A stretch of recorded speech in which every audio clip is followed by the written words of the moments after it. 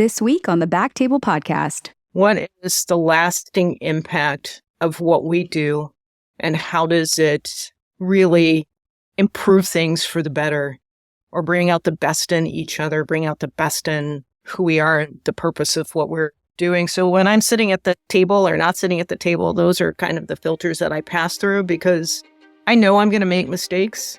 I know I'm going to make good decisions, and I know I'm going to make bad decisions. And, when you go home in your quiet space, you kind of run these through your head and you can easily start beating yourself up.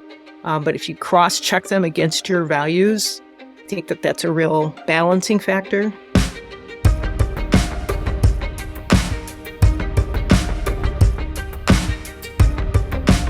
Hello, everyone, and welcome to the BackTable ENT podcast, where we discuss all things ear, nose, and throat related. And we bring you the best and brightest in our field, and we hope that you can take something from our show to apply to your practice. My name is Soham Roy. I am the chairman of Pediatric ENT at Children's Hospital of Colorado, a role I've been in for about 3 months.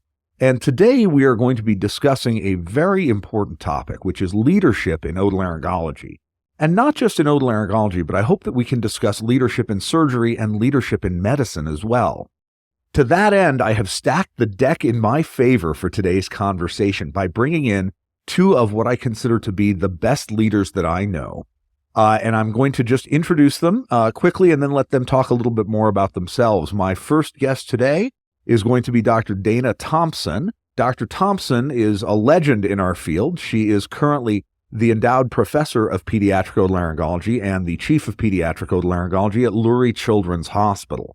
Dana and I go back 20-something years, and it's a pleasure to get to spend some time with her as always. Our second guest today, Dr. Dan Choo, who is the chief of pediatric otolaryngology at Cincinnati Children's Hospital, one of the venerated programs in our field. Dan's been a great friend and mentor to me over the years, and it is just a privilege to get to spend time with him here today. Also, a quick shout out to Karen Zur, the chief at Children's Hospital of Philadelphia. Karen was going to try to make it, but could not make it this morning. We wish her well and hope she's listening in on this at some point. And a special thanks to Gopi Shah, who invited us to do this podcast. I've done this podcast once or twice before. This is my first time actually leading it, so it's helpful to have brought in some of the brightest minds in the field that I know. So let me start with this. I'm going to ask you to introduce yourselves, tell us a little bit about your career path and your journey to how you got to where you are. And I'll let Dr. Thompson take the lead on this. Oh, good morning, Soham. Dan, good to see you. Good to be here with you. Also, just a side note, Dan and I did my first cochlear implant skin to skin with Dan. So it's always fun to be part of this with someone who led me through something I didn't want to do. And sometimes that's all about leadership. But nonetheless, Soham, thank you. This is a real honor and a real privilege. I guess when you ask what's that career pathway to leadership, for me, it's always been, leadership is the pathway to impact change and bringing about solutions. I'm a third-generation Black physician, and I came from two community-facing leaders in medicine who really just kind of saw it as a personal responsibility to impact change and influence. And so I think that that's where that core value for me comes. I would say motivation is impact and change. For me, I would say it's been a real personal responsibility, I feel, as an underrepresented minority woman in this specialty to be a presence and use voice as agency for change and model behavior and, really represent an opportunity for others. So I would say that that's kind of been the core essence of how I think I even got on this pathway. I've always been kind of a minority in a majority world ever since high school. And so I've always kind of seen this as a way to influence and impact. So, I've had leadership roles from high school, college, medical school, and residency. And so that's where I would say my motivation has come. So that's been the career pathway for leadership for me. That's fantastic, Dana. Thank you. We're going to explore that a little bit more going forward. Okay, let me turn it over to Dan Choo. Dan, can you tell us a little bit about your career path and what brought you here into a leadership role? I'm a little humbled after listening to Dana, who is we all tend to be, right? who is so purpose-driven, and plus she's a legend, so that's also kind of intimidating for a guy like me. I am probably more of along the lines of a reluctant leader, tell you the truth. And opportunities presented themselves at different paths along the way. And I'll share with you a very funny, what I think in hindsight is a funny anecdote. So I was at the NIH prior to coming to Cincinnati, and one of the faculty at UC had just recently left to go back out to Los Angeles. And so Jack Luckman, who was the chair at the time, called me up and said, Dan, I'd like to build up a scientific program here in Cincinnati, and I'd like you to come out and consult and see what you think we could do and what we should build and what we would need. So I said, that sounds like fun. Came out, hung out with Jack and the crew, took a scope of the landscape for a while, and then after spending a couple of days there, went back to Bethesda, put together a list, crafted it into an email, and then sent it back to Jack. But about half an hour later, he calls me. He says, okay. And I said, what's okay, Jack? And he said, we'll give you this. We can get everything on this list that you just sent me. So why don't you come out and build this program for us? And it was a good bait and switch. But at the same time, it was an incredible opportunity, along with an opportunity to build an implant program at Cincinnati and those types of things. So that kind of plopped in my lap. It's interesting listening to Dana. I think the key word that I clued in on for me in terms of the motivation and why is that impact word. I've realized even just recently that the more impactful I'm feeling and I'm having actual effect on what's going on in my little corner of the world, then the greater is my job satisfaction and the greater the energy I derive. But if I'm exerting a ton of energy and effort and it's just not generating anything for whatever reasons, and I'm not having an impact, then I really tend to disengage, and it's a real battle for me to stay in the fight. Yeah, I mean, I think there's some real, I think what you're saying really hits home. I think a lot of people in leadership roles like this are here because we want to be able to impact not just programs, but people. And we're trying to impact the careers of others and to impact the programs that we're leading. I remember one of the things that really registered with me during my career. When I was a junior faculty member, I had a sit down with my chair, Tom Balcony, at the time. Tom was a pretty legendary otologist in Miami. And I asked him flat out, Dr. Balcony, I didn't call him Tom because he was the chair, but I said, Dr. Balcony, how did you know when you were ready to be chair? And he said, you'll know it when you care more about the success of your people than you do about your own. And he said, when their success matters to you more than anything you accomplish, that's when you're ready to be chair. And that has always stuck with me over the years. And I wonder if you guys have kind of felt the same way about it. Yeah, I can jump in there. When you had posited this round table to me, I had a few minutes to think about it, try and figure out what it was. And one of the things I jotted down was very analogous to what Tom had told you. And I think the best indicator of how you're doing and if you're a good leader is if your people shine. And if they shine better than you, then you're doing a spectacular job. It's a pretty amazing feeling, right? And, when I look at the two programs that you're running at Lurie and at Cincinnati Children's, I think about how many superstars. I mean, you have some of the most internationally renowned surgeons between your two programs. And I think that is very telling as to the leadership pathway and what it means. I have to tell you a funny anecdote about both of you individually, because I want to segue into another topic of conversation. I want to tell you about the first time I met Dana Thompson. And, Dana, I don't know if you've ever heard my version of the story, but the very first time we met, I was a fellow. And I was a fellow in Pittsburgh, studying under the legendary Charlie Bluestone. And I was attending my first CENTAC meeting. It was in Baltimore. And they had some kind of a reception. I think it was on a boat in the Inner Harbor. Dana, do you remember this at all? So I'm there with my co-fellow. We don't really know anybody at this meeting. But here is this tall, athletic, commanding presence of a woman in 5-inch heels. And she is walking around, and everywhere she goes, there were 10 female surgeons following her. I mean, it was like watching a mother duck with all these ducklings following her around, because I remember my friend Debbie Goebel, who we all know because she was in Cincinnati, she was one of those people, and she was like, "Oh, you don't know who that is? That's Dana Thompson." And you had this innate ability to lead people right off the get-go, to get the attention of people and for people to want to learn from you.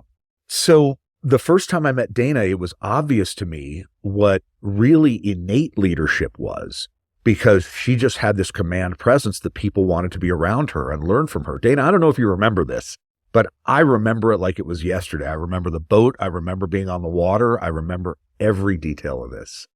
And then Dan Choo, who came into my life a little bit later, but I'd been hearing about for years and years, Dan has the remarkable ability to make a nobody feel like somebody, because I'm kind of a nobody.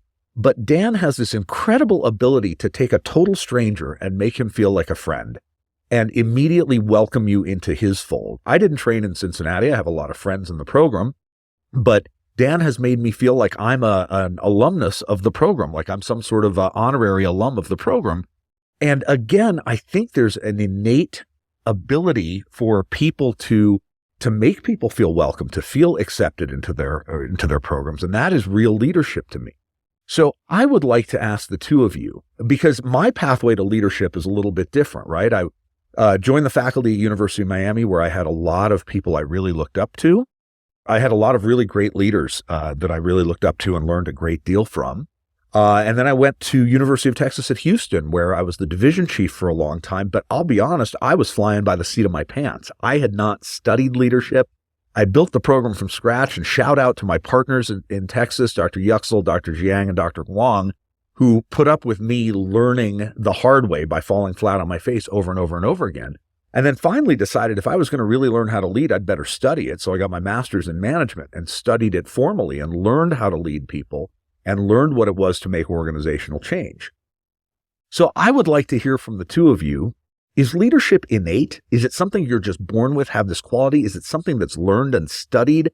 How do you really get to be good at it? And can you learn to be good at it if you're not inherently good at it? I would say I'm fairly uncertain whether it's innate. I think you have to be ready, willing, and able, and then also have the courage to do so and recognize kind of these opportunities when they present themselves.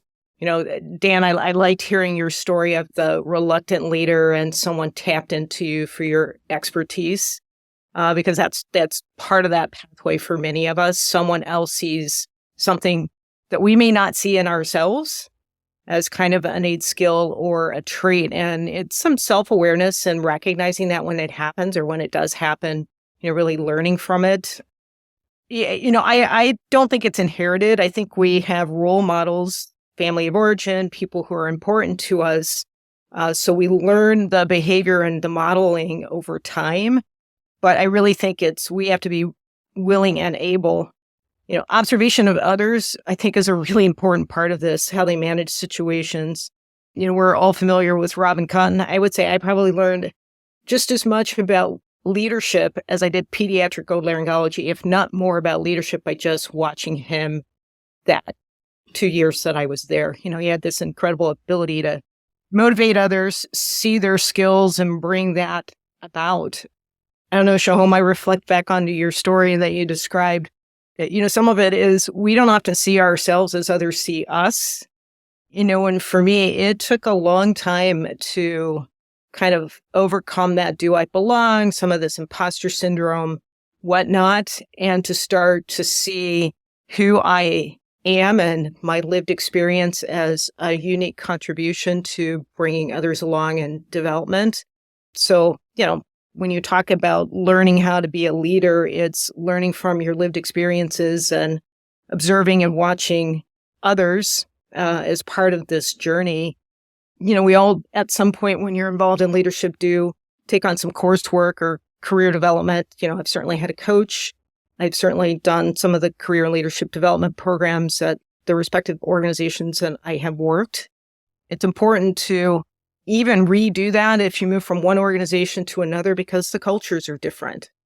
And it's important really to understand how your values and your leadership fall into the core of the culture in which you're leading, I think, is another kind of lesson in leadership.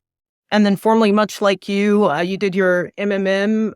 Later in life, I chose to do an MBA.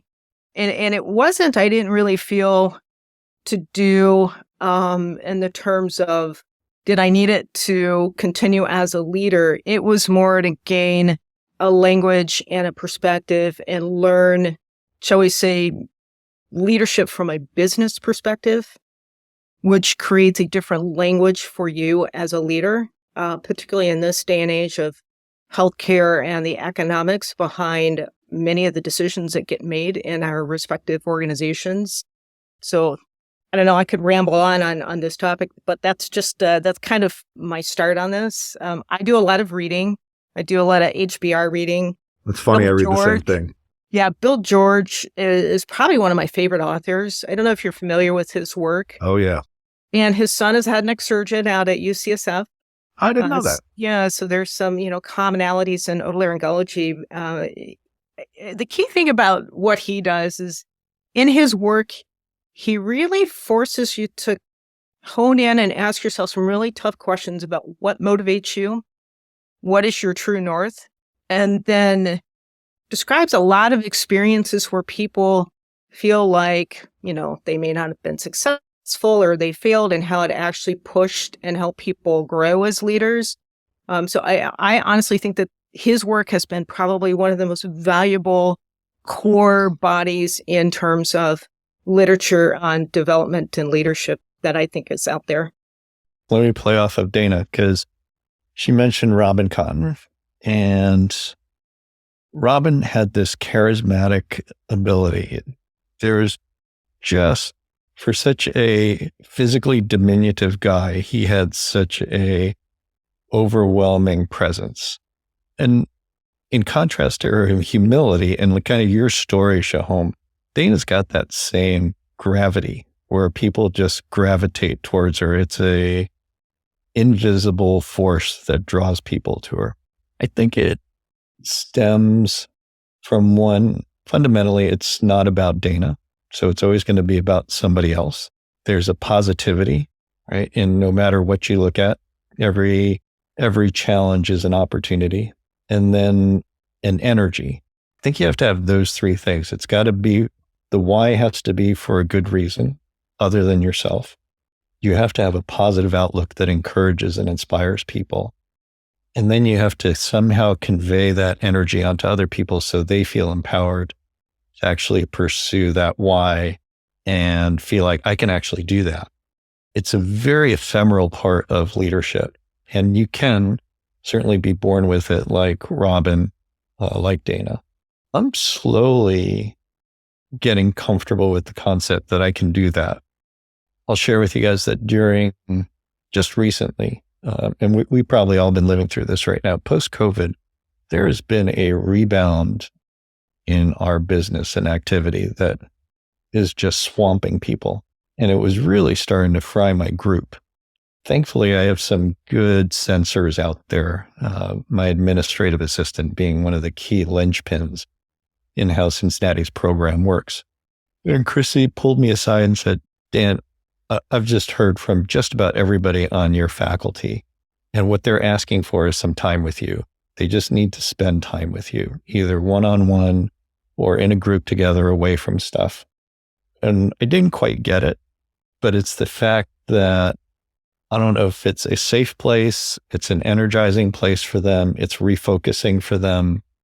It re-enables them to say, let's just put our heads down, we can do this.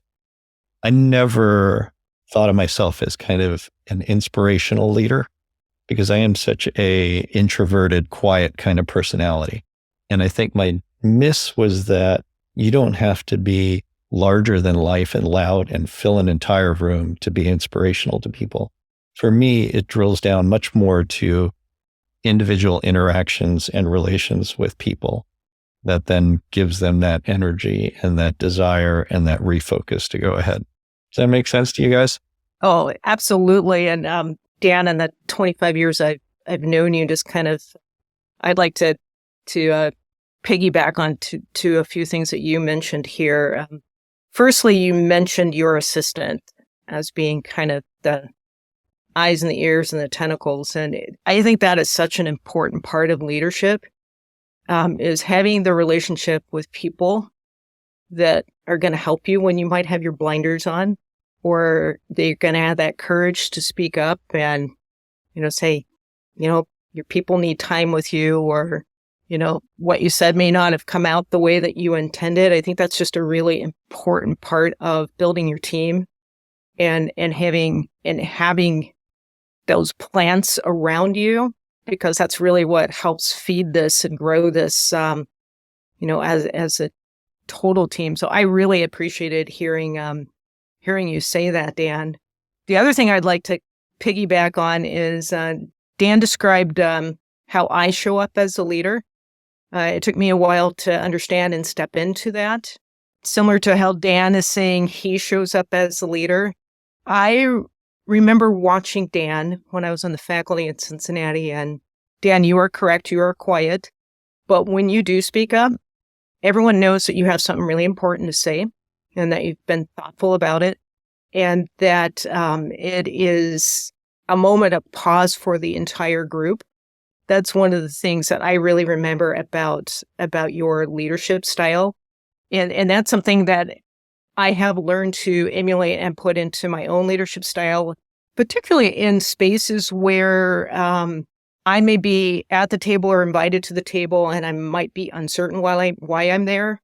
Or it may be in a space that is not necessarily, I would say, one of my areas of my own perceived strengths. Just to sit back and listen, process the information, and then kind of let it sit. And then you know when the right time to speak up is. So, Dan, I think you actually modeled that best for me. Thanks. I just have to interject here that I can't help but chuckle at two of the most respected people in our fields sitting here talking about having imposter complexes. I mean, imagine for everybody listening, especially for some of the more folks in otolaryngology who are listening, maybe you're in training, maybe you're junior faculty, every one of you that I have interacted with has mentioned feeling the imposter complex. I live it every single day. I mean, there isn't a day that goes by that I don't think today's the day that my badge stops working at Children's Colorado. And every day when I show up to work, I flash my badge into the reader, and there's just a momentary pause where I'm looking at it going, is it going to turn green or is it going to stay red? Because that's going to tell me whether or not I'm still employed here. And, I hear from a lot of junior faculty members how they go through this imposter complex and that kind of stuff. It doesn't end, folks. I mean, it even for some of the people that are best respected in our field, that imposter complex is real. And I think it's one of the things that drives us to continually be better, to make sure that if we're experiencing imposter complex, it's unfounded, because we continue to drive ourselves towards being better. And then I'm going to just tack on to something that both of you mentioned about Dr. Cotton. Again, I didn't train in Cincinnati, and I didn't have an actual connection to Cincinnati. But when I accepted this new leadership role and decided to move, Robin Cotton out of the clear blue texted. And I didn't even know he knew who I was, to be honest, let alone the fact that he didn't say, "Hi, it's Dr. Cotton." He just sent me a text message telling me how proud he was of, which was completely random, out of the blue. And first I had to verify who the phone number was. So I actually called one of my friends in Cincinnati. I said, "Do you recognize this phone number?" And they said, "Yeah, it's Robin Cotton." I said, "He just texted me to congratulate me and tell me he was proud of me."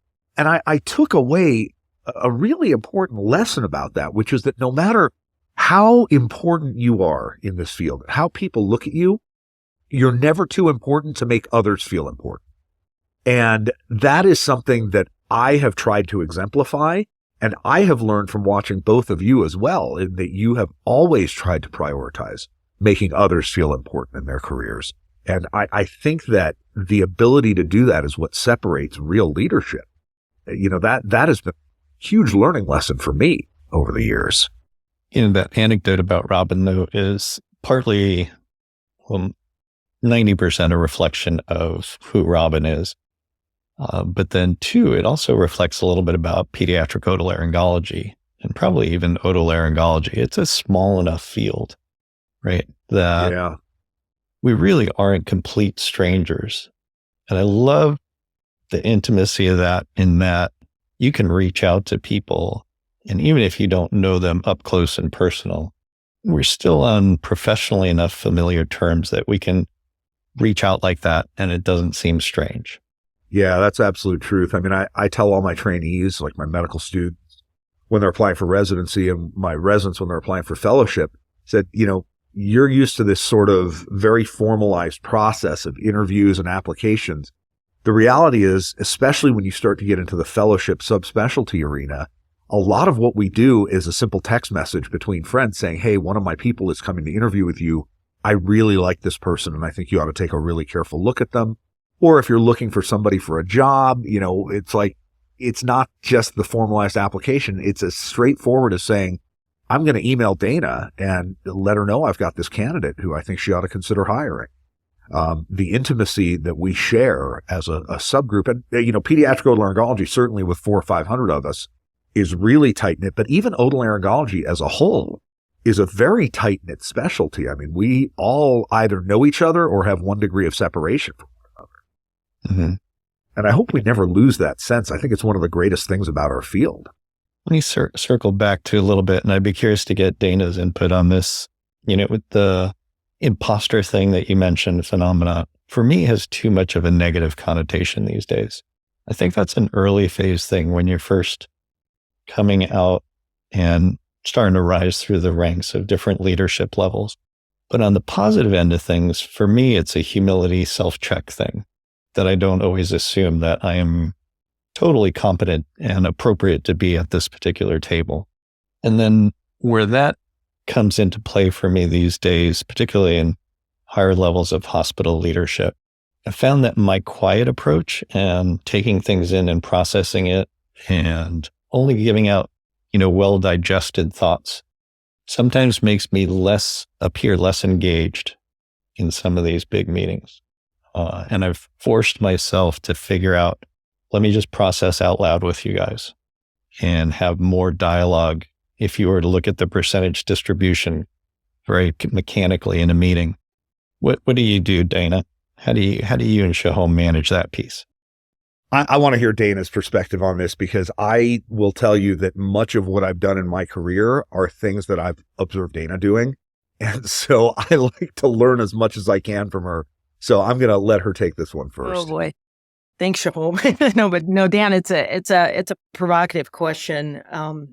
One thing about leadership is there are no right or wrong decisions or right or wrong comments necessarily. They are a perspective. That is part of why you are there, is to provide a perspective. And sometimes those perspectives are in alignment.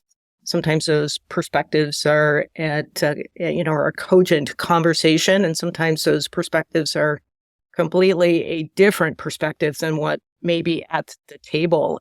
I think for me, the thing that has helped me through this is having a real clear sense of what my values are.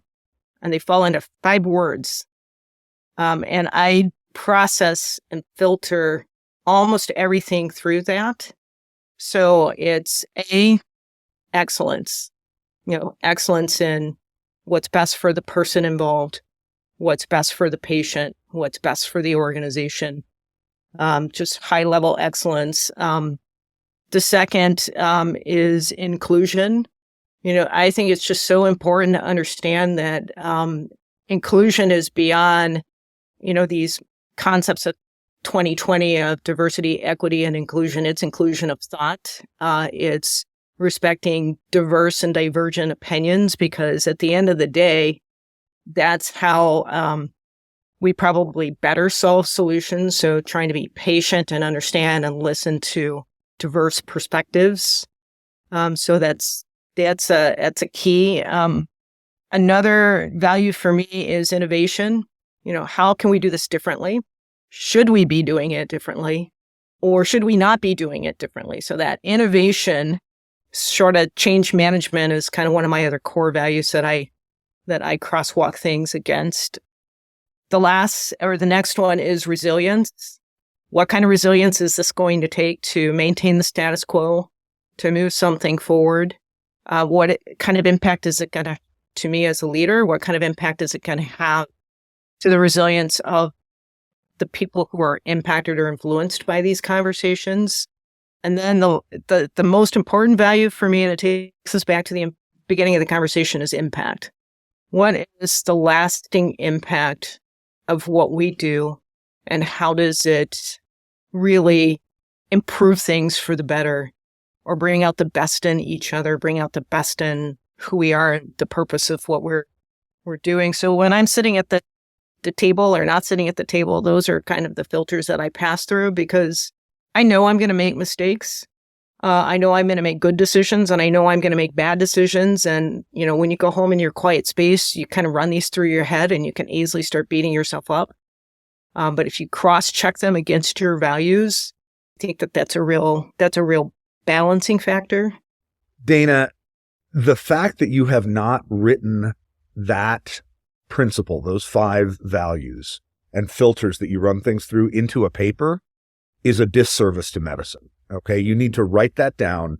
You need to formulate that into a 3-page paper, and we need to publish it, because I think that kind of insight and giving people a pathway for how they make decisions is critical. I mean, I'm embarrassed to even follow up that comment to tell you that I use a similar pathway, but mine is so much more simplistic, which is to almost use a near Buddhist philosophy on this, which is, first of all, is it necessary? Is it kind? Is it the right thing to do? And if it meets those criteria, then I'm willing to move forward and speak up about it. And, for me, that sort of matches with my core philosophy, which is collegiality coupled with transparency. And if it's collegial and it's transparent, then it meets my kind of essential check marks. Those are hard stops. If it's not collegial and it's not transparent, I'm not willing to try it. So I guess we all in many ways run our decisions through filters, but you got to write those down. I mean, that is fantastic. I think medicine deserves to see your perspective on this. Oh, well, thank you. Thank you, Soham. I think it's important that when you're leading others, they know what your values are too, because then it helps them understand the perspective and what some of your conversation points or decisions are made from. I think the other part of this for me is when I've looked at other career opportunities, it's really important for me to filter that opportunity through my values, because I think it's important to help understand, A, can you show up and be an authentic leader in this space?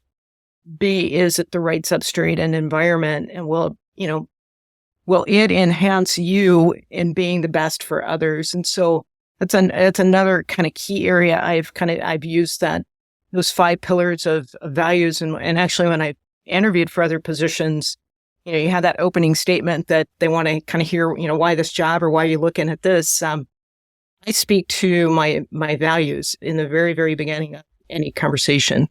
Yeah, I mean, that just seems really wise. I guess I'll tag in. I never thought of it as filters, Dana, which I think is a really, really good construct. And maybe we do this subconsciously all the time. There's a few axioms and then one kind of punny thing I'll share with you, but specifically within the hospital and the medical setting, I will prioritize as my job is to take care of the patients that we serve, number 1. And then number 2 is take care of the people that take care of those patients. And then 3rd in there is that piece about it can't be about me. And then these days, I suspect you guys will be able to resonate with this as well. But there's so many resource allocation and prioritization exercises going on in our day-to-day lives and our operations of our divisions, our hospital. And it seems like people are chasing a lot of the wrong things when we get at some of these upper level leadership decisions. But the pithy thing is something that I got from my grandfather, who said, Dan, you can't chase money. Money has to chase you. And it's remarkably true. And if you put that in front of a lot of hospital executive leadership decisions, you question like, all right, why did you do this? But the corollary to that is, how do you get money to chase you? Is a very key corollary. And on that one, it becomes, you have to provide great value, right? And then with a nod towards all the competitive niches out there, you also have to do it better than everybody else, or at least try to do it better than everybody else. And I think our patients will even recognize, they give us the grace that as long as they see that you're really trying hard to do better, even if it's not a perfect outcome, it's still great for them, and they're very appreciative. So mixing all those things together, it's this weird melange in my head in terms of how do I process stuff? And maybe I should codify that a little bit better so my brain can work through it quicker. I mean, that is really, that's so interesting because you're right. I think, when I look at the success of your programs, I think a lot of it is because you provide excellent quality care. You provide a value to people that drives them towards you. And when you're providing that kind of value, the money will chase you. I can only imagine the look on the board's face or the C-suite's face the first time you said that phrase out loud. I'm just in my head picturing it because the word pariah comes to mind. And I can only imagine what you went through. Not that I think people had to chew on it for a while, tell you the truth. So they didn't, I didn't get any of those immediate backlashes. Yeah, I can imagine. So listen, I need to ask some advice from both of you. So I took on, from a smaller leadership role at my last job to a much bigger leadership role. We've got a real big, robust department at Children's Colorado.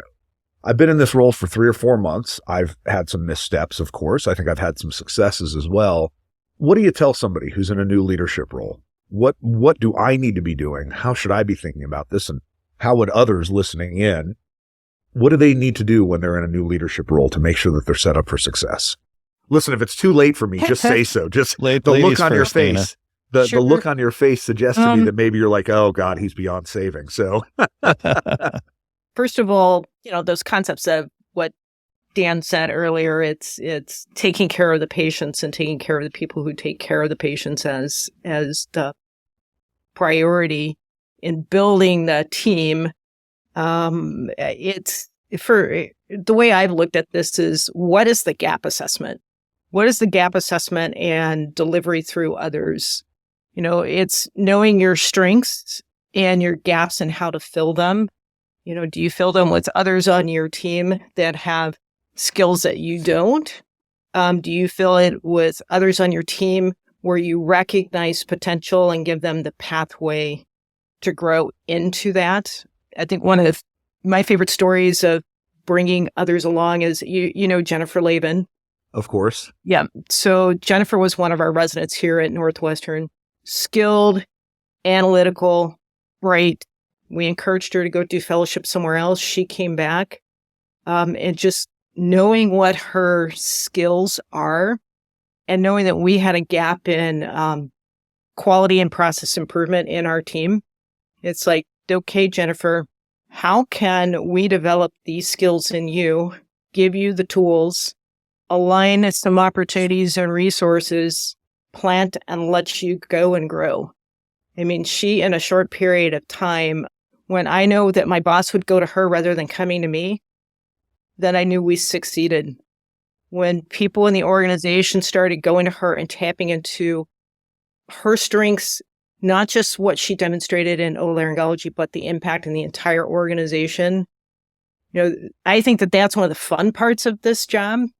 So in your role, I'm going to encourage you to really look at the potential in your team, find out where you can find the resources, how they're aligned with the gaps in your own team and the institutional needs for the patients as a real true opportunity of growing and developing and creating a network to surround yourself by. So that would be one of the pieces of advice that I would bring in. It's delivered through others. It brings out the best in others and developing others. And as Dan was saying, that's really, and you were saying earlier, that's really the fun part of the job, because the conversation about where are the resources coming from, where's the money, where's the volume, where are the budget, those are all things that we're responsible for as leaders, and they're going to be there. It's how do the steps and bricks of developing others fill those gaps and, keep the team together I think the other thing is in this role, and Soham, I know you do this well, is transparency and knowing that vulnerability is actually a strength. When I've had members of our faculty face face things that we all are going to face as professionals and as humans, I've shared my own stories about physician burnout and tried to do what I could to be a good active listener and coach based on own lived experiences. It's not like, here's my lived experience and what I did. It's more of, I've experienced that. It's okay to say that this is what you're going through and you're going to get on the other side of this. It's going to feel different when you're on the other side of this. And just showing these vulnerabilities of these lived experiences that we all have, I think is another really important part of being a leader to your team. So it's interesting to hear you say this because I did not understand this 12 years ago. When I was at UT Houston, I used to think that, to be a good, strong leader, you had to not show weakness. You had to be willing to step up and, kind of take the bullets for your team and always be the resilient one. And then I did my first 360 evaluation, and I did it with my professional coach, a guy named John Reed, who I'm still very close to. And as part of my professional, my first 360, he said, part of the problem is the medical assistants are a little bit afraid of you because you're big and you have this deep voice and you seem completely unflappable. You seem like, you can't be vulnerable to anything. He said, you need to be willing to show some vulnerability. Show them when you're having a bad day. Tell them when you're struggling with a decision. It never dawned on me that that would be considered a good thing. And it forced me to seriously reassess how I present myself in front of a team. And it's so interesting because just on Friday, I typically about once a month send out a Friday chairs message email to my department. So all the faculty and advanced practitioners and nurses and what have you. And one of the things I mentioned was an article that was in the New York Times that you may have seen this week about physician burnout, and that it's at an all-time high, and 63% of physicians or something have reported feeling some sense of professional burnout. And in the bottom of my email, I said, I've been through this too. I understand what it is to be depressed. I understand what it is to feel burned out at your job. You're not in this alone. I'm always open to talk about it anytime. And that's not something I would have ever considered saying 12 years ago. I just would not have been willing to share that. And so I think that is a tremendous thing to learn. So it's really nice to hear you say that because it makes me feel like maybe I am doing something right. You do a lot of things right. And knowing your department. So a few things. I would go at a very granular level. You're still in a honeymoon period. I would leverage that to the max. Worst honeymoon ever. Golden opportunity to go and ask these really painfully naive questions. Like, why do we do this? This seems really stupid. It's like you literally are showing up to work with me every day because I start every question with, look, I realize this is going to sound naive because I'm new here, but why are we doing this way? This is silly. It's they won't let you do that forever. They'll say, Soham, you've been here long enough. But man, take advantage of it and force some of those really uncomfortable fundamental questions and challenges that you have to change. Then you can go really, I think of our jobs as one of the easiest things to sell. We have such a great mission. It is so compelling, so easy to assimilate into your soul that motivating people behind that and getting them aligned is a no-brainer. And it actually plays out. You have a fairly young faculty if you think about your demographic overall.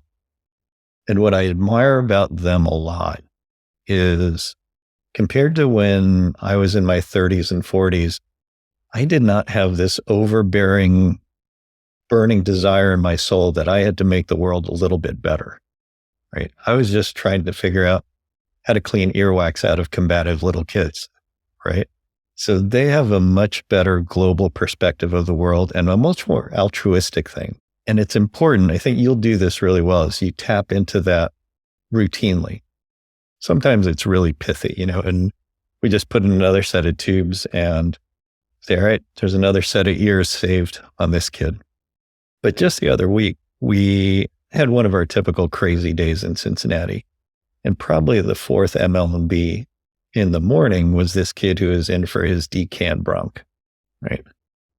And doing great, rolls out of there rather, without need for a trach anymore.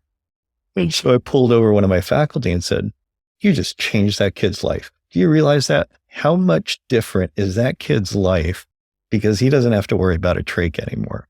You just opened up so many more pathways and so many more normal kid things for them to do for the rest of their lives.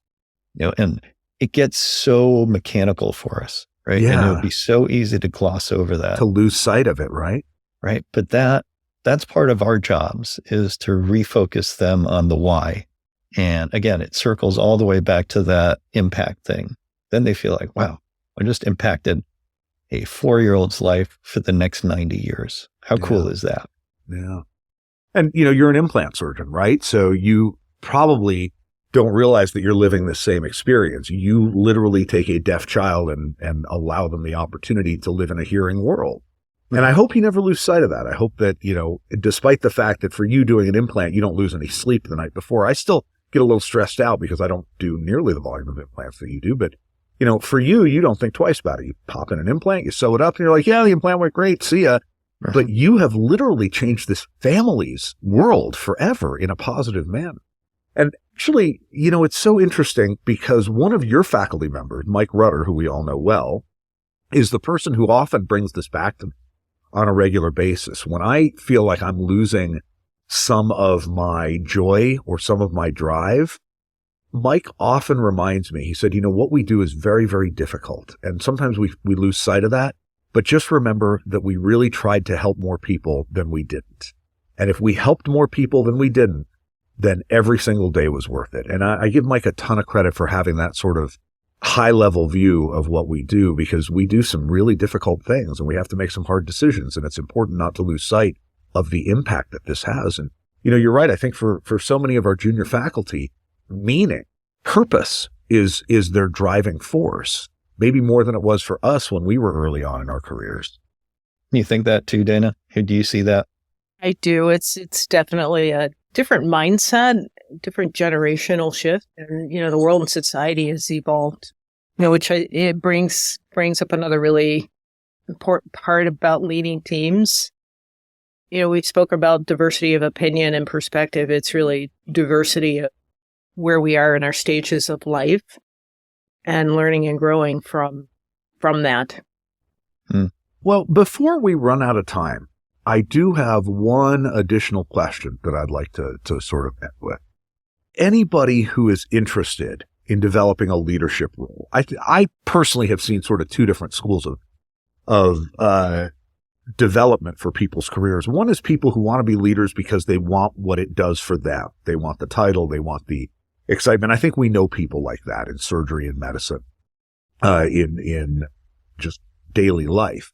Then there are the types of people that we've been talking about today whose leadership role is as a servant leader, where they're really trying to empower others and to raise others' careers. What would you advise somebody, say in training or early in their career, who says, I believe that I can be a really impactful leader. How do I develop that skill? What would you advise somebody interested in becoming a leader? Ooh, I've got Dan Choo thinking, and that's a good sign. That means we got something good going here. Your question, the way you posited it, made me think of a couple of things. There are some phases of life, just like Dana was saying, that in the beginning, I think you need to be a little more self-centered or egocentric. It's part of the natural development. And as long as the goals for somebody like that are aligned properly and they're good goals, right, it allows them to engage and mature along that pathway effectively. As you get older and you've accomplished more, as you get more comfortable in your own shoes and you've listed those accolades onto your shelf, then I think you get that bandwidth to be able to think more broadly about others. Right? I think that's a natural developmental trajectory for a lot of people. There are definitely those astounding individuals who right out of the womb are just programmed to care and more about others than themselves. I don't think that's uniform, and I don't think that's a bad thing. I think early on, it's like mentoring those kind of people is channeling those ambitions and aligning them with good aligned goals for the greater good. so that even if they're doing it for themselves in the beginning, which is okay, it's good deployment of your people and it's good development for that person. So I don't think that's an issue. And then just plugging them in with graded responsibilities and carefully managing those pieces, I think is great. It pushes that maturational curve, because as you start to see that it's not just about me, it's not just about my division, it's actually about the whole department. Now it's actually across the entire campus. You can't help but begin to appreciate that, oh, it's more than about me.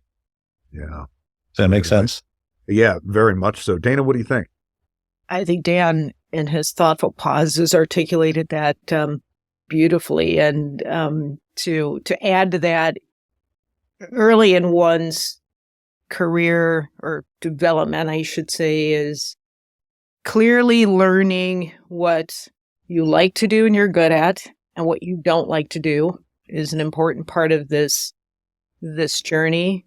Another important part of the journey is watching how your mentors mentor you and coach you and your allies, because that is such a part of the skill and development moving forward.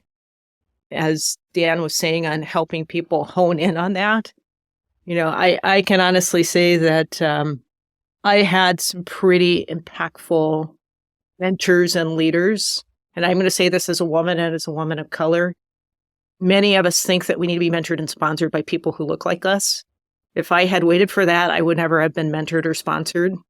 So it's being open to who you can be mentored and sponsored by is another important thing. And let's fast forward 30 years. As our workforce becomes so much more diverse, it's important to recognize we have something to learn from everybody, and just kind of letting go of our biases as to who will or who will not mentor, who will help us grow. It's identifying, I think, some of those leadership skills and attributes of others that you want to learn, grow, and emulate, and develop those relationships is another part of this journey from the self and me to the greater we. We are all a mosaic of all of the people who influence us. And that mosaic not only includes the people that are your leaders and teachers, but it becomes your peers. It becomes your residents. It becomes your fellows. Everybody will teach you to be a better person and a better leader if you are open to seeing that. So much truth in that it's not just about the generations before us, but it's also about the people we're surrounded by every day. Big shout out to some of my closest crew, including the both of you, and the people that I speak to when I have challenges in my operational life and in my professional life and personal life. But one of the themes that I take away from today is that in many ways, leadership is a love letter to the people who came before us. And it's our way of thanking them for investing in us, is for us to invest in others and to invest in our programs and our people the way that they invested in their programs and the way they invested in us. And none of us would be here if we hadn't had that kind of mentorship and guidance and counsel and investment of their time and their energy into us. And we turn around and we pay that to the next group as well. So on that note, as signing off, a big love letter to the people who came before us and the people who continue to inspire us every day, I would like to thank my guests from the bottom of my heart for joining us on the BackTable ENT podcast today. I hope everybody who's listened has enjoyed learning from our guests today. Dr. Dana Thompson, Chief at Lurie Children's Hospital, Dr. Dan Choo, Chief at Cincinnati Children's Hospital. You can find us on SoundCloud, on Spotify, on iTunes, on Apple, and on Ghana. And also, please follow the BackTable ENT podcast on Instagram and Twitter at BackTable ENT. I believe it's actually at _BackTable ENT. We love feedback, so please reach out to us for topics, ideas, speakers, or if you ever want to come on the show, we'd love to have. So once again, Dr. Thompson, Dr. Choo, thanks so much for joining us today on BackTable ENT. Have a great day. That was a blast. Thanks. Sean, that was awesome.